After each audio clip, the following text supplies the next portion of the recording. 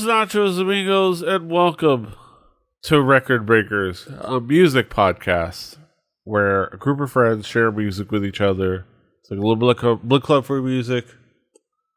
Taking turns one at a time, a little good fun, good time. I'm Petey Rave, and I still can't breathe. Here with me is my team, my squad, my crew. We've got Brett. I'm just here so I don't get fined. Yes. We've got Drew. Don't mess around with guy in shade, so no. Yes. We've got David. My album pick is coming up, and I have absolutely no idea. Yeah. But, so look forward to that. It's going to be a surprise for all of us. Hulk Tools, the sequel. Yes. Not a chance. Yes. But that will come later. The album we're going to discuss is this week's album, and that's my pick. And I picked a very cool, interesting Korean indie band by the name of Decadent, and their self-titled album. Very cool, interesting band that also likes to call themselves an arts collective, mainly because at their shows somebody paints, which is a neat thing. It's cool. It's a cool thing to like have as part of your shows. But it has a really cool, interesting mix of sounds. It's very. And I will say the main reason I will give a shout out. The main reason I wanted to check out this album is because I was randomly recommended it by the wonderful website known as KoreanIndie.com, where you can check out a bunch of different indie bands, reviews, discussions, and also album announcements, articles, really cool stuff on KoreanIndie.com. If you want to like check out more Korean indie music, it's definitely a website worth checking out. But let's talk about this album. Brett, what were your expectations coming into this album? Like most things that you bring that are from places that I'm not from, I tend not to know anything about it. But there's definitely I did my homework. I was able to find things, not very much things. I went to that exact website that you just spoke of, and I found out most of the information because I like to come informed. But this is as indie as I think we've gotten in a while. So, like finding stuff that is in a language I can read about this band was more than a little difficult. Yes. David, what were your expectations coming into this album? Everything Brett just said. Yes. Drew, what were your expectations coming into this album? Everything they just said. No. I was expecting some spit and polish. I was expecting things to sound real nice and the production to be real high quality. But besides that, I had no idea. I was expecting, when I looked it up and saw the album cover, I was expecting maybe the South Korean take on like some country and western. I was mistaken, but we'll get into that. It's a pony. It's pony. It is not, in fact, a moth. The photo is of an equine nature, and I thought maybe, yes, that might be evocative of something. Yes. Glue. You know what to say. They definitely weren't horsing around on this album. Yeah. Yes, you know what they say. A horse is a horse. You should not. A horse is a horse. Of course. You should not say nay to this album. Yes. We'll get into it. Let's get down to it. Decadent is a really cool this album is really cool, like musically. It's very like mellow and kind of wanders a bit. And it kind of like lays low a lot of it musically, but it has some really nice like high points because it kind of mixes in some experimentation and some like different like music sounds. At some point, like it throws in like Latin guitars. At some point, it's like it gets kind of real funky bass lines and things like that. It has some really nice like low key like fun little guitar moments and like fun little riffs. It's almost like it makes me think of like a low key tighter like Radiohead, if they liked some jazz, in a sense. I don't know, music, it just kind of has some really nice touches here and there. It's not overly constrained, but it kind of stays in a certain zone, I think, mood wise, with some nice like big flourishes. And I don't know, Brett, how would you describe this album musically? Musically, this album is part indie rock, part baby making music. There's a lot of things that go on here. There's some like really, really good production work because there's a ton of things going on. The recording is very technically correct. You get some really killer tone coming from the guitar and bass. It's definitely an in-your-face groove album. The guitar goes all over the place, plays all different kinds of styles. There's a skit on this album. There's a straight up like jam band track on this album. There's a stoner rock song. There's a slap bass and wah guitar track with kazoos. I mean, there's a lot of things going on in this album. That is for sure. David, how would you describe this album musically? I pretty much loved it from start to finish. First of all, let me be very, very clear on that. The elements of psychedelic rock mixed with some soul and some R&B were absolutely fantastic. I loved the ambience and the overall kind of sound within a room that this album had. The entire package of the album to me was just an incredibly enjoyable experience. As Brett said, the guitar and bass were really, really enjoyable, just to the ears. And just as a complete package, just as an ambient piece of music as a whole, I really felt it was just very, very strong. I loved that KoreanIndie.com made sure to have something for this band, because I feel like this is a band that a lot of people would probably enjoy, despite them being hard to find, like indie bands often are. Crazy comparison time. With the soul mixed with the rock, mixed with the R&B, with the touches of psychedelic stuff. Crazy comparison. Lenny Kravitz.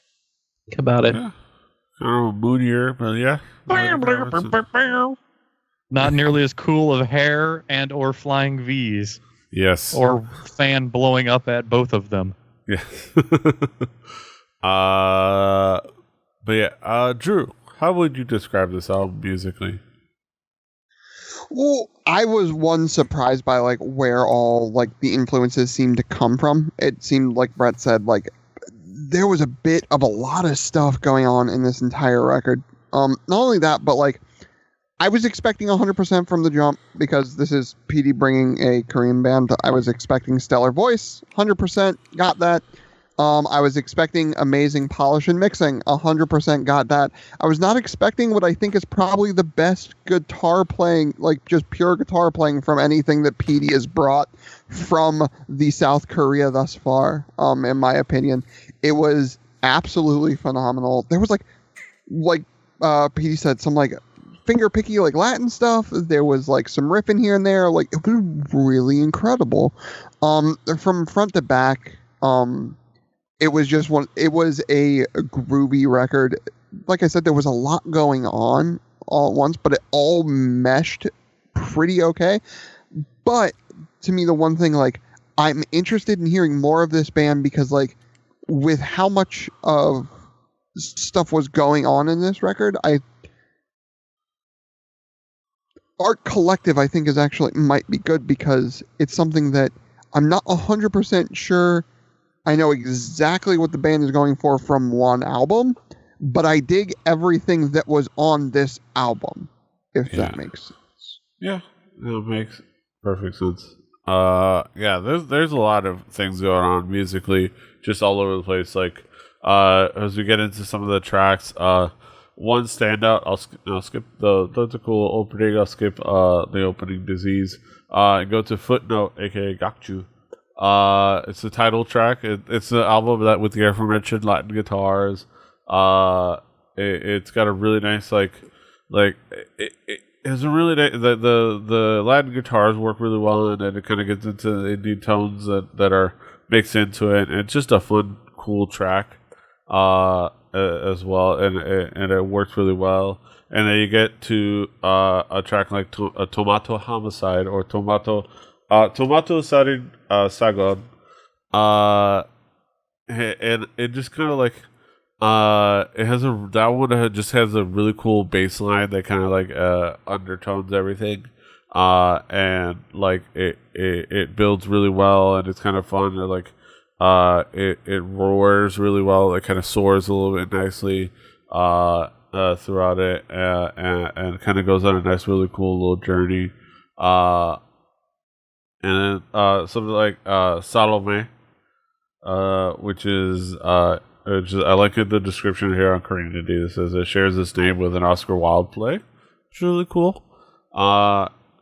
It's like the unexpected funkiness that happens all of a sudden with that track. With this, like you said, the slap bass.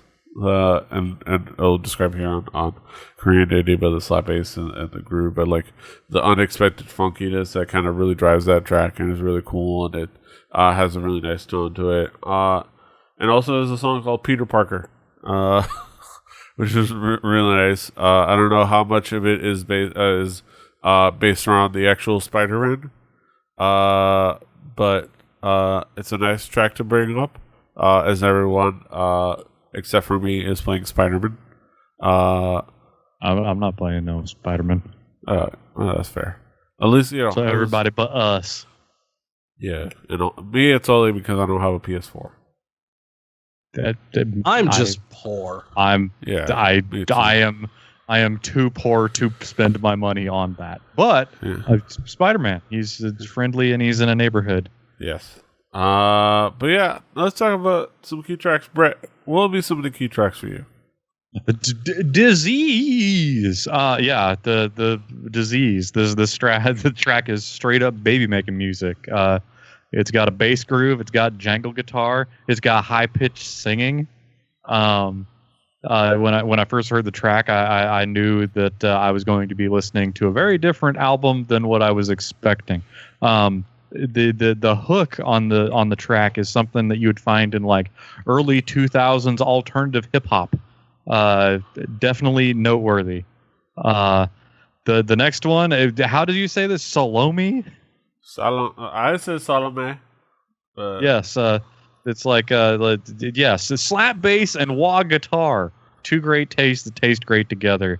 There's some weird spring reverb that works pretty well with the wicka chicka rhythm guitar. It sounds like something that'll be fun. The addition of kazoo a la Jimi Hendrix and Crosstown Traffic was a nice touch, as were the stereo effects. And Tomato Homicide.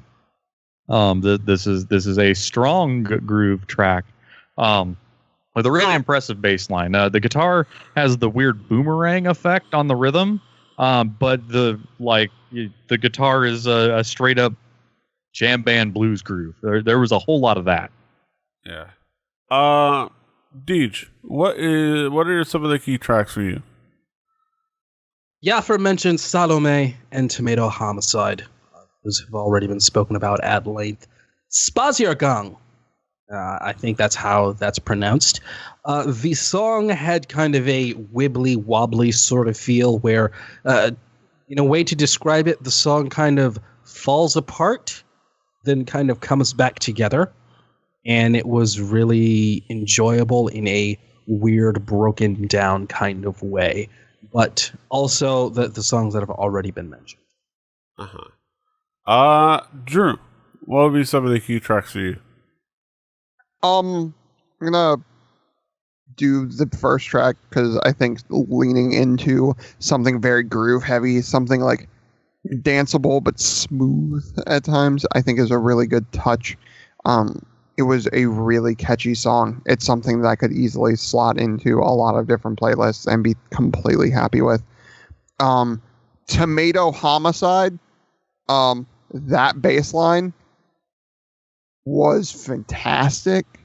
I if this band was more popular and there was some sort of tab or uh, music out there that I could learn this bass line, I'd be totally down to do that. And then the end track, B, the letter B, not like a red one that not like a red block with a white B in the middle, just the letter B. Was something that like leaving on this like sort of 90s R&B love song with an insane vocal range and a great falsetto, I think was really dope and a really cool way to sort of bookend that album. Get them in dancing, sort of leave them in chilling. Yeah. I think it works really well. I'll bring it back around the horn, talk about some conclusive thoughts. Brett, what would be your conclusion on this album as a whole? I found a lot to like in this album. It's definitely somebody that these are some folks that I'm going to look forward to anything else they do. This is one of those bands that I would not know anything about if it weren't for this show. So it's this is definitely something I will visit again in the future. Yeah, this is I had an enjoyable time. Yes. Deej, what would be your conclusion on this album as a whole? These are the kind of musical acts that I wish the East Asian music industry pushed more. They reminded me of when I first discovered bands like The Thrill or Bradio, where in these giant music machines, there are occasionally these groups and acts here and there that are very refreshing to me. I love when I get that. I wish in a perfect world a label does pick them up and doesn't try and put them in a box and they end up doing really, really well. Petey, whether it's on Hallyu in the future or a future episode of Record Breakers, please bring these guys back because I don't want to forget them. Yes. I will do. Drew, what would be your conclusion on this album as a whole? I sort of touched on it in the sort of themes and elements that I found in it, which is this is a band that everything I heard I liked. Whether I know what the band identity they want to go for going forward, I'm not sure, and I'm pretty sure that might be part of the point. And if it is, that'd be great. It's something that I would like to dive into more of them. Because I think the musicianship is there and the style of music, even mixing in all these weird influences, I really dug. It's something that, like you said, if these guys come up with new music again that you want to bring on, I would be super happy to hear it. It's something that I was super happy to hear this. It's something that I want to go back to the other albums of and just dive into more of this because the musicianship was so good and the tonality was so good that it's like, I don't care what they're mixing up. I just want to hear what comes out of their heads because I think it's pretty great. Uh-huh. Yeah, I think there's something really cool, and I'm glad I found out about this group, which I definitely think is a big reason why people should go ahead follow Korean Indie on like Twitter, Korean Indie on Twitter. Or go to KoreanIndie.com because there's quite a few different groups out there in the Korean indie scene. Overlooked because it's Korean indie music is not a big thing, and it's but there's still talented musicians out there doing things. Of course, I'm almost sad that DG we weren't around for Love Exterior and that whole journey. I kind of want to make you listen to those albums. God, Love Exterior. Because I think they're a really cool band, and and all the different other bands that I've brought on the show. And I think that overall this band is really cool, creative, out there, but has the skill to kind of like not seem lost. Not the everybody's favorite pseudo deep tramp stamp tattoo. Not all who wander are lost. These guys definitely wander around musically, but definitely don't get lost. They find just different journeys all along the way, and it is a delightful journey to say the least. Yeah, that's all I could coherently put together in my delirious state. Let's get down to the next segment, as I've concluded my thoughts. Let's get down to the main event. Before we get to the haikus, I just have to say, with you guys wearing all of those shades, Drew, deal with it. I'm sorry, you look straight out of Reno 911. Yeah, My shorts aren't short enough. You don't have to be Dangle. It's fair. you can be somebody else. Yeah, Any of the other people from Viva Variety. Yes. all the other ones. Except I'm Michael Reno Ian Black. 911. I'll be Great DC show, Dash. great show. I'll be DC Dash. With the Oh, Foolish. PDC would be great. Officer Rainisha Williams. mayhem, foolishness. Oh wait, that's from Clean House. Never mind. Let's get down to the haiku reviews. Man, I watched a lot of Clean House. I'd still watch it if it was out of here. Man, Clean House was fun. Let's get down to the mayhem of foolishness of our haiku reviews. Let's get down to the main event. Down to the nitty gritty. Brett, what is your haiku? Baby making jams. Funkier than expected. Wicka chicka wow. Yeah. Deej, what is your haiku? A refreshing act. My message to you, Petey, is more stuff like this. Yes. And then Drew, what is your haiku? More from PD and the music of far off lands. And again, it's great.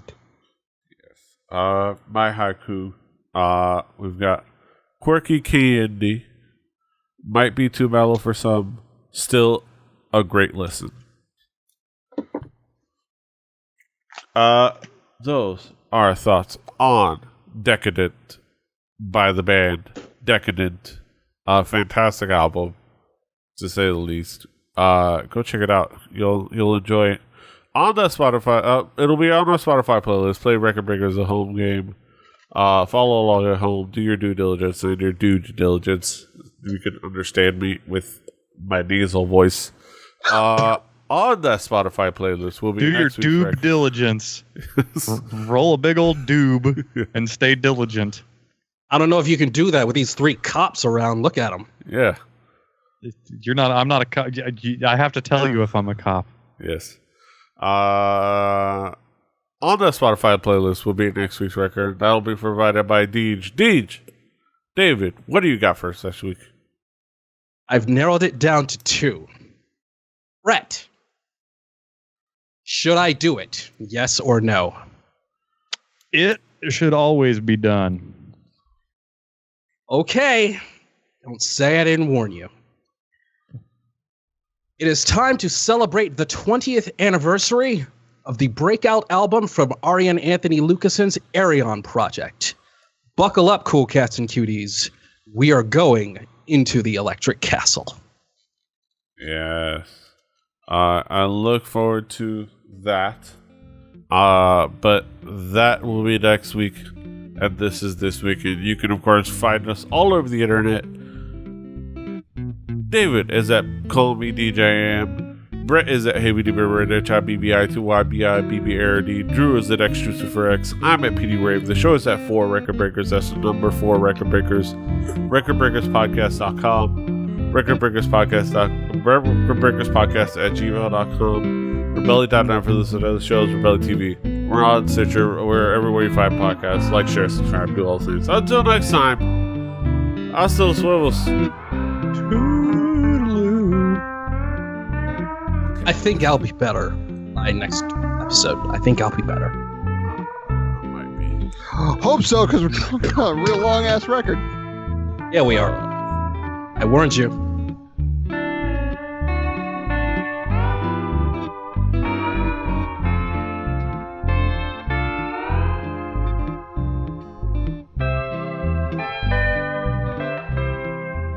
Diamond Club hopes you have enjoyed this program.